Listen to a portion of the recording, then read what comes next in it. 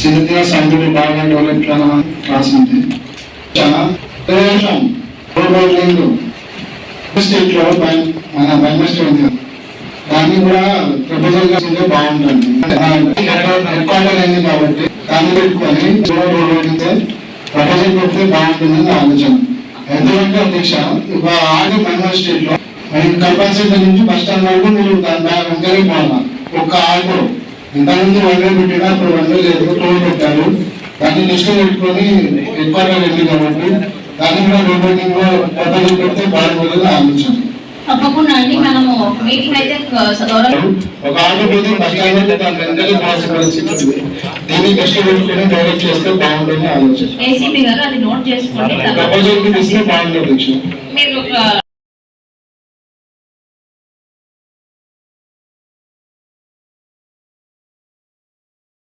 మన ఒక 2 years back కౌన్సిల్లోనే ఆమోదించి అనంతపురంకి పంపించడం జరిగింది. బట్ ఎంతవరకు ఫాలో అప్ అయింది ఏం కదా అనేది నా మీద ఏం క్లారిటీ లేదు అధ్యక్ష.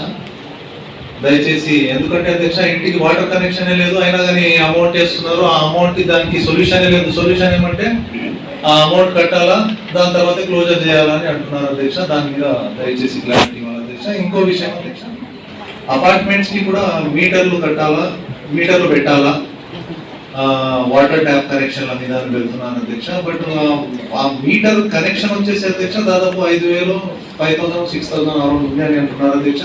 బట్ ఆ మీటర్స్ కూడా వచ్చేసి అధ్యక్ష దాని నాస్తి రకంగానే ఉన్నాయి అధ్యక్ష. 2-3 months కూడా దాని లైఫ్ లేదంటున్నారు అధ్యక్ష. అట్లీస్ట్ మున్సిపాలిటీ ఇచ్చేటప్పుడు మీటర్స్ అట్లీస్ట్ మంచి క్వాలిటీ అన్నా వాళ్ళు ప్రొవైడ్ చేస్తే బాగుంటుందని ఉద్దేశం అధ్యక్ష.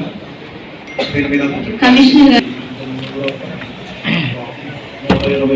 కనెక్షన్లు పూర్తించడం జరిగింది. అదేవిధంగా ప్రజెంట్ ఒక 47 కనెక్షన్లు కూడా ఆ విధంగా దృష్టికి రావడం జరిగింది. నెక్స్ట్ కౌన్సిల్లో పెట్టేసి ఈ రెండింటిని కూడా పరిశీలించి వాళ్ళకి పరిష్కార మార్గం ట్రై చేస్తుంది. అదేవిధంగా మీటర్ల గురించి అపార్ట్మెంట్ అనేది క్వాలిటీ మీటర్లు వాళ్ళే తెచ్చుకోవాలని చెప్పేసి మనం చెప్పాము. వాళ్ళు 5 రకాల మీటర్లు తెచ్చుకోవడం జరిగింది. ఇప్పుడు కూడా మేము ఐడెంటిఫై చేస్తున్నాము. ఒక మనకు అందుబాటులో ఉండి వాటిని రిపేర్ చేసే విధంగా క్యాలిక్యులేషన్ చేసే అందుబాటులో ఉండే కొన్ని చెప్పడం జరిగింది. వాటిని కూడా పరిశీలించి అవసరమైతే వేరే ఊరి నుంచి కూడా రెఫర్ చేసి వాళ్ళకి పే చేయాలి. 1/4/2024 నాటికి మొదలు కానీ మరియు 25% లోపు అనేది దాంట్లో ఆ సబ్జెక్ట్లో సభ్యులు అడిగిన వర్క్ వస్తుంది madam. By over side printing mistake జరగడం వల్ల పొరపాటు జరిగింది మేడం. అండి ఇదే ఉంటుంది ప్రతిసారి. మేమందరము అడిగినప్పుడు 25% అని మీరే కదా చేశారు. ఈ వాటిల్లో డిస్కషన్ చేయమని చెప్పి అదే పనిగా చెప్పాను ఏఈలకు డిఈలకు ప్రతి కౌన్సిల్స్. ఎందుకంటే వాళ్ళు పెట్టారు, వాళ్ళు ఏవి క్యాన్సిల్ చేస్తున్నారు, ఏవి మనము ఏమున్నాయనేది గౌరవ సభ్యులకి తెలియాలి అనే ఉద్దేశంతోనే ప్రతి ఒక్కరికి మీ ద్వారా డిఈలకు ఏఈలకు వెళ్ళి కన్సెంట్ గౌరవ సభ్యుల దగ్గరికి వెళ్ళి మీ నుంచి చెప్పి రన్నాను అని చెప్పడం జరిగింది. వాళ్ళ అభిప్రాయాలను తీసుకోండి అని చెప్పడం జరిగింది. ఎందుకు అది జరగలేదు అంటే అన్ని వాళ్ళలో వెళ్ళారా?